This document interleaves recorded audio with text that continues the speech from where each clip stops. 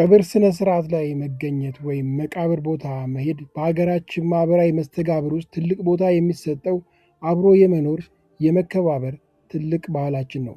ይሁን እንጂ ሰዎች ከምን እንደመጣባቸው ሳያውቁት ቀብር ቦታ ደርሰው ከመጡ በኋላ መጥፎ ዕድል፣ ጤና መቃወስ፣ ጭንቀት፣ የቤተሰብ ግጭት ያጋጠማቸው ሰዎች አሉ። አብዛኞቻችን የማናውቀው ነገር ቀብር ቦታዎች አሉታዊ ኃይል በሚባሉ የመበስበስ፣ የፍጻሜ፣ የድካም፣ ያለመግባባት፣ ከባድ ድባብና በመንፈሳዊ ትርምስ የተሞሉ ናቸው። በተለይ ቀጥዬ የምዘረዝራቸው ሰዎች ቀብር ቦታ ከሄዱ በጤናቸው፣ በዕድላቸው፣ በግንኙነታቸው፣ በሕይወታቸው ላይ ከባዱ አሉታዊ ውጤት ሊያመጣ ይችላል። በዚህ ቪዲዮ በፍጹም ቀብር መሄድ የሌለባቸው 6 አይነት ሰዎችን እዘረዝራለሁ። መሄድ ካለባቸውም ከመሄዳቸው በፊት ቀድመው ምን ማድረግ እንዳለባቸው አቀርባለሁኝ። አብራችሁኝ ቆዩ። አንደኛ፣ ነፍሰ ጡር ሴቶች።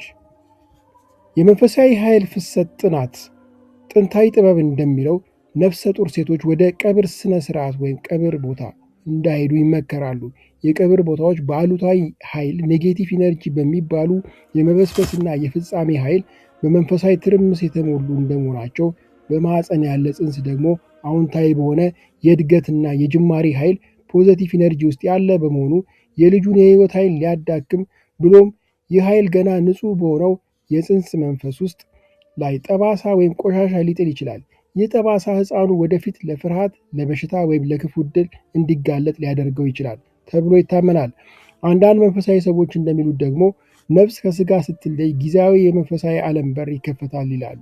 በዚህ ጊዜ ገና ያልተወለደው ህፃን ነፍሱ በሰውነት ውስጥ በሚገባ ስላልጸናች በመቃብር አካባቢ በሚመላለሱ ክፉ መናፍስት ሊጠቃ ይችላል የሚል ስጋት አለ። በተጨማሪም መንፈሳዊ አስተምህሮቱ እንደሚለው ከመቃብር ቦታው በእናቲቱ ላይም መንፈሳዊ ጥቃት ሊደርስ ይችላል። ይህም በእናቲቱ ላይ የሚደርስ ማንኛውም የመንፈሳዊ ጥቃት፣ ሐዘንና የቦታው ጭፍግታ ወደ ህፃኑ በቀጥታ ስለሚተላለፍ ህፃኑ ሲወለድ የጭንቀት ወይም የድብርት ባህሪ እንዲኖረው ሊያደርግ ይችላል። ሁለተኛ፣ የታመሙ ወይም በቅርብ ከህመም ያገገሙ ሰዎች።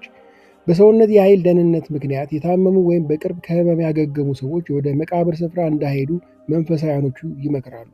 የባላንስና የኤነርጂ ሳይንስ እንደሚለው በማገገም ላይ ያለ አካል ለውጫዊ ተጽዕኖች በቀላሉ የሚጋለጥ አይነት ክፍት የህይወት ኃይል እንዳለው ያስተምራል።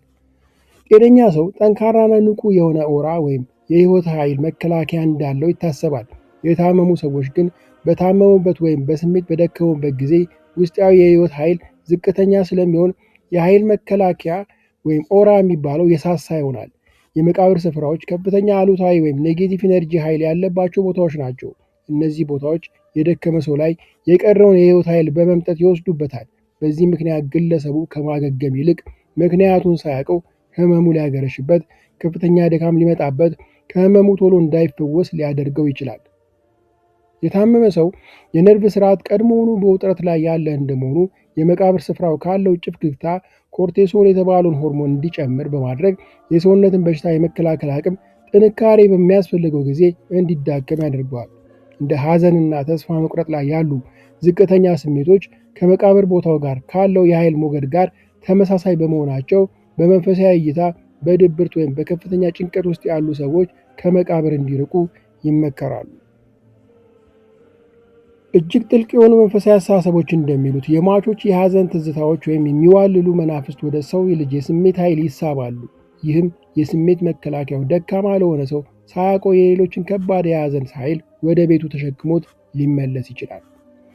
ሶስተኛ፣ መንፈሳዊ አዋቂዎች እንደሚሉት በህይወት ውስጥ ትልቅ የለውጥ ምዕራፍ ላይ በምትሆንበት ጊዜ የአንተ መንፈሳዊ የኃይል ሞገድ ፍሪኩዌንሲ አዲስ ቅርጽ ይይዛል። በእንደዚህ አይነት ወቅት ወደ ቀብር መሄድ ጅማሬ ሊሆን በሚገባው ምዕራፍ ላይ የፍጻሜ ነጸብራቅን እንደ ማምጣት ይቆጠራል። ለምሳሌ አዲስ የታጩ ወይም አዲስ ሙሽሮችን ብናይ ጋብቻቸው የመዋሃድ የመተሳሰር ድባብ ያለው በጎ ወይም ፖዚቲቭ ኢነርጂን የመፍጠር ኃይል ያለው ነው። ቀብር ደግሞ አሉታዊ የሚባሉ የመለያየት የፍጻሜ ኔጌቲቭ ኢነርጂ ያለበት ነው።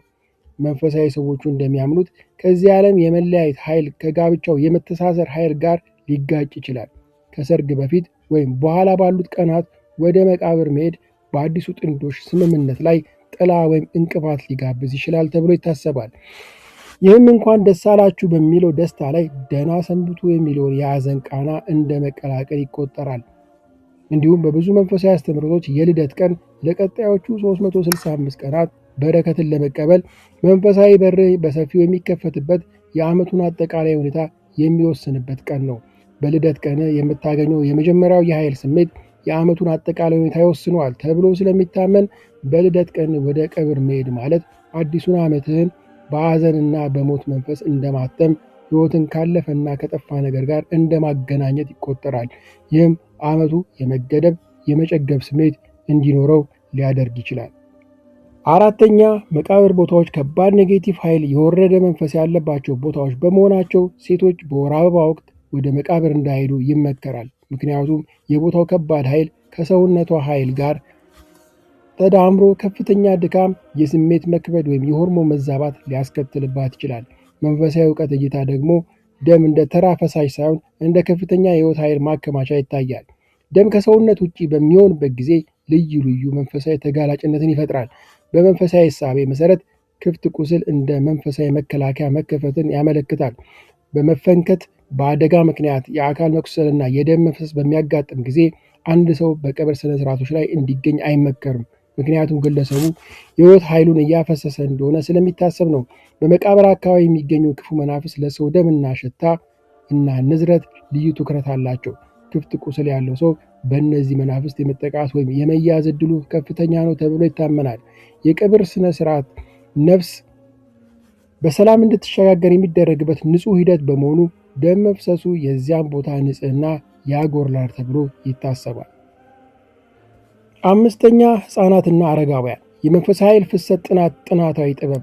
ሕፃናትና አረጋውያን በአካልና በስሜት የበለጠ ተጋላጭ ስለሆኑ ለደህንነታቸው አስጊ ስለሚሆን ወደ መቃብር ስፍራዎች እንዳይሄዱ ይመክራሉ።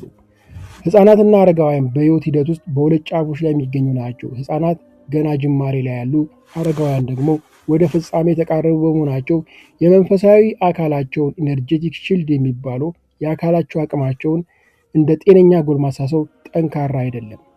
ዕድሜ እየገፋ ሲሄድ የተፈጥሮ በጎ ወይም ፖዘቲቭ ኢነርጂ የሚባሉት ሕያውነት፣ ሙቀት፣ እንቅስቃሴ፣ ብርሃን እየቀነሰ ይሄዳል። መቃብር ደግሞ አሉታዊ የሚባሉ ኔጌቲቭ ኢነርጂ እንደ ቅዝቃዜ፣ ዝምታ፣ ጨለማ የሰፈነበት ቦታ ነው። አንድ አረጋዊ ወደዚህ ቦታ ሲሄድ በዙሪያ ያለው ኔጌቲቭ ኢነርጂ የቀረውን በጎ ወይም ፖዘቲቭ ኢነርጂ ሊያጠፋው ይችላል። ይህም ለአካላዊ መዛል፣ ለህመም፣ ለቁርጥማት ወይም ለቀናት የሚቆይ የድብር ስሜት ሊዳረጋቸው ይችላል። በተቃራኒው ሕፃናት በሕይወት ኃይል የተሞሉ ቢሆኑም ያላቸው በጎ ወይም ፖዘቲቭ ኢነርጂ ገና ለጋና ያልጸና በመሆኑ በመቃብር ውስጥ ያለው ከባድና ጭፍግግ ያለ መንፈስ በትንሽ የሻማ ነበልባል ላይ እንደሚነፍስ ቀዝቃዛ አየር ነው። ነበልባሉን ባያጠፋውም እንኳ እንዲብለወለብ ያደርገዋል። ይህም መቃብር ስፍራ ደርሰው ከመጡ በኋላ ባልታወቀ ምክንያት መረበሽ፣ በህልም መባነን ወይም ድንገተኛ ትኩሳት ሊያጋጥማቸው ይችላል። ከዚህ ባለፈ ዕድሜያቸው ከ7 ዓመት በታች የሆኑ ሕፃናት ክፍት የሆነ የራስ አክሊል ያላቸው ንጹሕ ስለሆኑና መንፈሳዊ ዓይናቸው ክፍት ስለሆነ የመናፍስቱን ዓለም ሊያዩ እንደሚችሉ ይታወቃል። በመሆኑም እነዚህ ሕፃናት በመቃብር ስፍራዎች አዋቂዎች የማያዩትን ጥላዎች ወይም የመናፍስትን የድምፅ ነጸብራቆች ሊያዩ ይችላሉ። በመቃብር አካባቢ የሚመላለሱ መናፍስት ወይም የሙት መንፈሶች ወደ ሕፃናት ንጹሕ ነፍስ ይሳባሉ። ሕፃናት መንፈሳዊ ጥንካሬ ስለሌላቸው እነዚህ ኃይሎች በላያቸው ላይ እንዲጣበቁ ሳያውቁ ሊፈቅዱ ይችላሉ። ይህም በባህሪያቸው ላይ ድንገተኛ ለውጥ ሊያመጣ፣ ሕፃኑ ያለ ምክንያት ሊያለቅስ፣ ያልታወቀ ጭንቀት ወይም ባዶ ቦታ ላይ አፍጥጦ እንዲቀር፣ የመናፍስት ጥቃት ሊደርስበትና ሊለከፍ ይችላል። በመጨረሻም መሄዱ የግድ አስፈላጊ ከሆነ የሚከተሉት ጥንቃቄዎች እንዲደረግ ይመክራሉ። አንደኛ፣ ወደ ቀብር ከመሄድ በፊት ከክፉ እንዲጠብቅ አስፈላጊውን ጸሎት አድርገ መውጣት። በተለይ መዝሙር 91ን የጥበቃ መዝሙር ስለሆነ ከክፉ እንዲጠብቅ እሱን ደግመ መሄድ። ሁለተኛ፣ ጨው መጥፎ የኃይል መጎዶችን ወደ ሰውነት ከመድረሳቸው በፊት ስቦ የማስቀረት ኃይል አለው ተብሎ ይታመናል። በመሆኑም በኪስ ውስጥ ጥቂት የድንጋይ ጨው ወይም አሞሌ ጨው፣ የትኛውም ጨው ሊሆን ይችላል መያዝ ወይም ኃይል ከምድር ጋር እንዲገናኝና መጥፎ ኃይል በእግር በኩል እንዲወጣ ጥቂት ጨው በጫማ ውስጥ ማድረግ። ሶስተኛ፣ ከመቃብር ቦታ የሚከተለው መጥፎ ኃይል ለማስወገድ ከቀብር መልስ ወደ ቤት ሲገቡ ማንንም ሰው ሳይነኩ በፊት ወይም ሶፋ ላይ ሳይቀመጡ በፊት ወዲያውኑ በጨው ውሃ መታጠብ። 4ኛ በቀብር ወቅት በቀጥታ ወደ መቃብሩ ያለመመልከት። የሬሳ ሳጥኑ የሚወርድበት ቅጽበት ከፍተኛ የኔጌቲቭ ኃይል የሚንጸባረቅበት ጊዜ ነው። በዚያች ቅጽበት በቀጥታ ከመቃብሩ ጋር የአይን ግንኙነት በማድረግ በሕይወቱ ላይ ችግርና መጥፎ ዕድል እንዳይመጣበት መከላከል አለበት። 5ኛ ሙሉ ጥቁር ልብስ አለመልበስ፣ ደማቅ ቀይ ወይም ብርቱካናማ ልብስ መልበስ። እነዚህ ቀለሞች ከፍተኛ ፖዚቲቭ ኃይል ያላቸው በመሆናቸው መጥፎ ሞገዶችን ይከላከላሉ። እንዲሁም ቤት ከገባ በኋላ ልብስህን ማውለቅ። 6ኛ በመቃብሩ አጠገብ የሚቆዩበትን ጊዜ ከ15 ደቂቃ ባነሰ ጊዜ መገደብ።